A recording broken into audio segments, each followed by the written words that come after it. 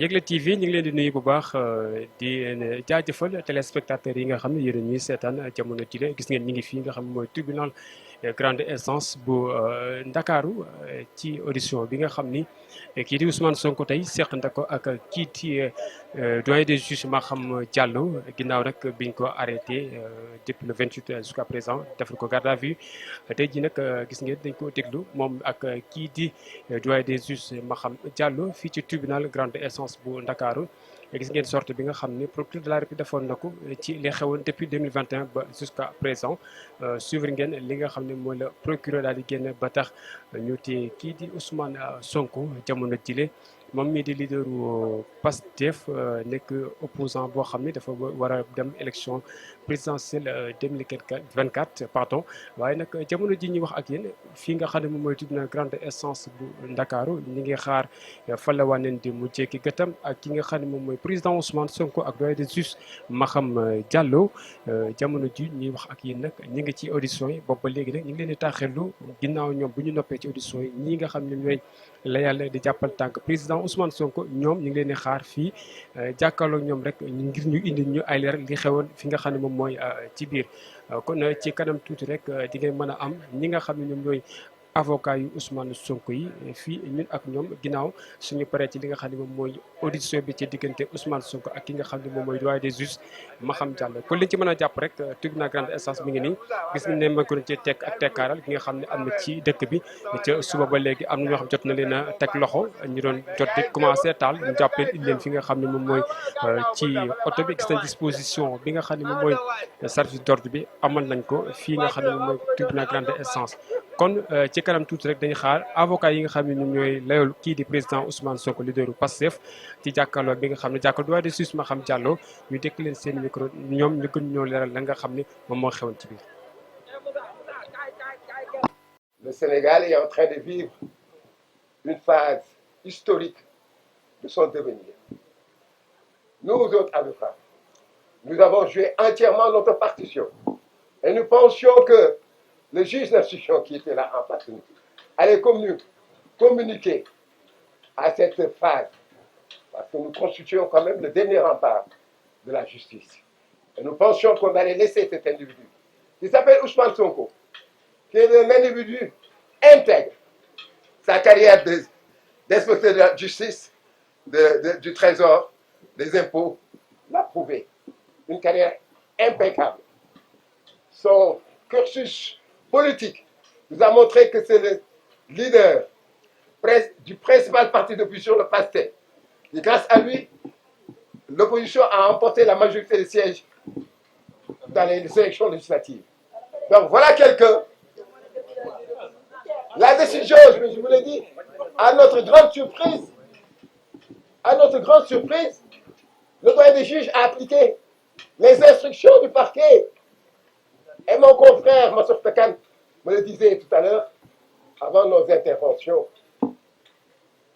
malgré tout ce qu'on dira, il doit suivre l'élocution du procureur parce que c'est déjà une commande. Voilà une commande politique qui a été faite par Macky Sall, qui est passée par le ministre de la Justice, par le procureur. Et malheureusement, un juge du siège, qui par là, par son courage, par sa unanimité, pouvait se démarquer, a malheureusement suivi les réquisitoires du procureur pour décerner le mandat d'arrêt, le mandat de dépôt. Mais je vous jure que nous avons accompli notre devoir. Quels sont les éléments? Mais je vous dirai autre chose. Les éléments qu'on a sous le, c'est le fait que les 7 chefs d'inculpation que le procureur a retenus en aucun cas ne pouvaient justifier le mandat de dépôt, sa détention, dans la mesure où les actes de terrorisme, diffusion de fausses nouvelles, tous ces éléments l'appel à l'insurrection faisaient déjà des dossiers d'inscription en 2021, en 2022. Par conséquent, compte tenu de du fait de la non-disponibilité de ces dossiers, on ne pouvait pas à nouveau les mettre dans ces dossiers. Vous savez, il faut le dire, il ne faut pas se voiler la face. Le dessein inavoué et avoué de Macky Sall, c'est d'écarter Ousmane Sonko des élections présidentielles de 2024. Mais l'échéance est proche. C'est dans quelques mois. Maintenant, il nous appartient. Il appartient au peuple sénégalais. Parce que Cheikh Anta Diop disait, dans l'histoire d'un peuple, il arrive une heure grave entre toutes, qui fait se dresser tous les fils d'un peuple, tous les dignes fils d'un peuple, car la terre des aïeux est en danger, car la vague de honte qui monte risque d'éclabousser à jamais le front des générations mortes et vivantes à venir. Je vous remercie. mooy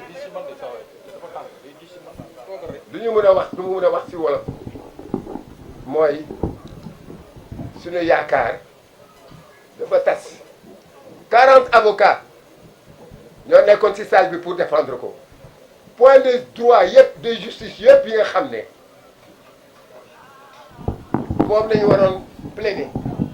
suma brillant confrère yi soulevé nañ ko plein de droit yi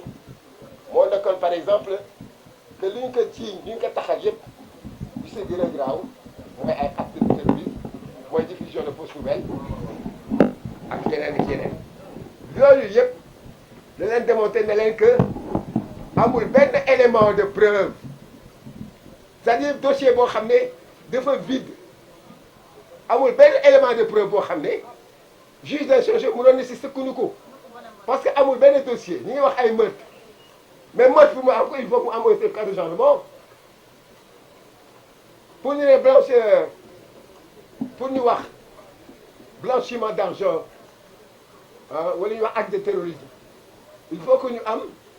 ay par exemple ay transfert d'argent am ay relevé bancaire yoo xam ne Pastef jot na ko pour ñu wax diffusion de fausses nouvelles il faut nga prouver ko loolu yëpp su les avocats l'ont démonté li si def nag mooy moom juge bi juge du siège bi bu teg juge du parquet parce que juge du parquet dafay obéir mécaniquement ordre supérieur mais juge du siège juge d'instruction moom dafa am indépendance am te l'histoire nous a montré que on a eu d'éminents juges d'instruction d'éminents juges comme Mody Coumba Ba qui ont refusé de décerner mandat de dépôt à l'époque contre le président Abdoulaye Wade etc etc donc c'est pour vous dire que ñun fu ñu nekk nii dañu suñu yaakaar comme je vous ai dit tas na dafa woon nañu que le juge Maham Diallo naroon na inscrire turam en lettres d'or dans les annales judiciaires du pays wante foofu parce que nee nañ ko signature bi ngay def décision bi ngay def devenir le pays bi su fekkee dëkk bi tàkk na su fekkee dëkk bi te dans le chaos suñu rey ay nit ci yow lay dépendre soo bëggee dëkk bi nag ne daal di calme sedd dañ koy bàyyi soo bëggee dëkk bi tàkk commencé décerner mandat de dépôt donc ñun fu ñuy ñaan li ñuy laaj yi moo tax ma cité leen Cheikh Anta Diop. donc dañ ko def mandat de dépôt. dañ ko def mandat de dépôt léegi Cheikh Anta Diop moo doon wax dina am benn heure boo xam ne nag yéen askan wi yaa leen di jëkk parce que jot na su leen jëgul gàcce mooy dal non seulement génération yu dee suñu maam yi moo ñu dal ñun mais ak futur yi. est-ce que mandat de dépôt bi dafa am wala ñu def wala gisee mandat de dépôt il y a pas de mandat pour tant que le jugement ne sera pas quand il y aura pas de jugement mandat de dépôt kay téye dañ ko téye fu mu nekk nii mi ngi si kaso bi mi ngi si kaso bi. Branco, ce qu'on sait, c'est qu'il est venu par la Gambie. Voilà, Gambie. Oui. C'est dans l'aéroport de Yundum qu'il a débarqué. Et là, je pense qu'il avait bien organisé son arrivée parce qu'il avait déjà une 4x4 à sa disposition et des gardes du corps. Il a bien chronométré son temps d'intervention parce qu'immédiatement après, il est ressorti accompagné de ses gardes du corps. Ah non, non, personne n'était pas au courant. Même Ousmane Sonko n'était au courant de son arrivée. Il est venu comme un cheveu dans la soupe. Mais je pense que c'est un avocat courageux, un avocat compétent qui a osé assumer son rôle d'avocat. Même s'il est recherché, ce n'est que de la comédie. L'État sénégalais, l'État n'osera pas toucher un seul cheveu de Branco. Parce que c'est un avocat. Il y a des conventions internationales qui nous lient avec la France. Des conventions judiciaires qui font qu'on ne saurait arrêter Branco et le détenir en prison. Le mandat de l'action, la procédure du procureur, c'est de la farce. Tout le monde sait qu'un procureur n'a pas le pouvoir de décerner un mandat d'arrêt international. C'est de la farce. Tout ça, c'est parce que c'est une réaction. Parce que en ce moment, le pouvoir de Macky Sall a peur des plaintes devant la CPI. Et la CPI a mis en branle ses enquêteurs. D'ici quelque temps,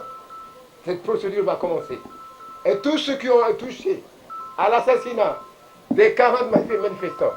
tous les meurtres à balles réelles, que ce soit par les forces de sécurité, à visage découvert ou encagoulé, comme le président de la République et tout son entourage répondront de leurs actes devant la Cour pénale internationale. Merci, Mais justement, le fait que Branco... C'est une enquête de flagrant délit, soi-disant, pour quelqu'un qui aurait volé un téléphone. Et on a entendu la gendarme plaignante qui est venue dire c'est pas Ousmane Sonko qui a pris mon téléphone, mais c'est un de ses agents de sécurité. Ça, c'est un. Est-ce qu'il vous a blessé? Non. Mais j'ai mal au poignet. Est-ce que vous aviez décliné votre identité pour qu'on sache que c'est un gendarme? Non, je n'ai pas décliné mon identité. Donc voilà le dossier. Et lorsque les gendarmes ont interrogé, les policiers ont interrogé Ousmane Sonko, il n'a pas répondu sur ces questions-là. Maintenant, l'enquêteur va sur Internet, il va sur YouTube, il le dit dans son PV, il va sur YouTube, il télécharge toutes les déclarations qu'Ousmane Sonko a eu à faire depuis 2021. Et tout ça, ces vidéos-là, il a téléchargé. C'est ça qui constitue les faits qu'il a mis dans le dossier. Et ils ont posé des questions à Ousmane Sonko sur ces événements-là qui datent de 2021. Naturellement, il n'a pas répondu. Et aujourd'hui, devant le juge, il n'a pas répondu. Donc, le juge, les avocats ont eu à faire des observations pour montrer au juge que le réquisitoire du procureur n'a absolument apporté aucun fait, encore moins aucune preuve de l'existence de toutes les charges qui sont articulées dans le réquisitoire. Et que donc, il devait refuser, il devait rendre une ordonnance de refus d'informer. Bon, il ne l'a pas fait. Il assume, c'est sa responsabilité devant l'histoire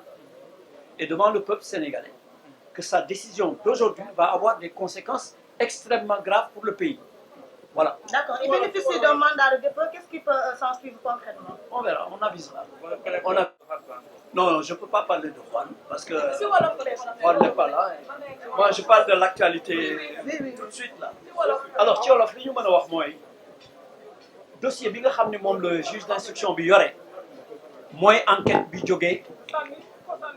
BAG. Enquête bi li ko waral enquête de flagrant délit la ñu wax kii enquête moo bind commissaire bi moo bind wax ni enquête de flagrant délit la portant sur l'histoire du téléphone bi ñu interrogé jigéenu gendarme bi nga xam ne moom la téléphone am ñu jël ko mu dem filmer ñu ne ko kan moo jël sa téléphone mu ne du Ousmane Sonko mais benn gardam moom moo ko jël xam nga loolu leer ñu ne ko est-ce que daf la gaañ parce qu'ils ont parlé de violence mu ne non non non il m'a pas blessé gaañu mais suma poignet day metti rek ñetteel bi ñu ne ko est-ce que bi nga ñëwee décliné nga sa identité wane ni que tu es gendarme mu ne non defu ko te jigéen ji dafa nekkoon en civil di filmer nit ñi dégg naa sax dafa takkoon bracelet Pastef pour passer certainement unanime alors donc voilà le dossier bi nga xam ne ci la ñu doon def enquête de flagrant délit maintenant kii enquête moom nee na dafa dem ci internet dem ci YouTube télécharger discours Ousmane Sonko yeeg événement yi mu bokk ak meeting yi bokkoon yëpp depuis 2021 loolu yëpp la dajale def ko ci ay clé USB def ko ci dossier loolu moo tax ci loolu la procureur sukkandiku pour wax li mu wax yëpp bon li mu wax yëpp dem jëli ay dossiers yoo xam dossiers yi existé na déjà jàpp nañ ci ay nit yëpp mu yekkal ko Ousmane Sonko ni moom Ousmane Sonko la Ousmane Sonko nag tontuwul ci benn question donc ñun dañu demandé woon juge bi ni ko comme procureur li mu lay wax yëpp amul benn fait bu mu la indil nii benn preuve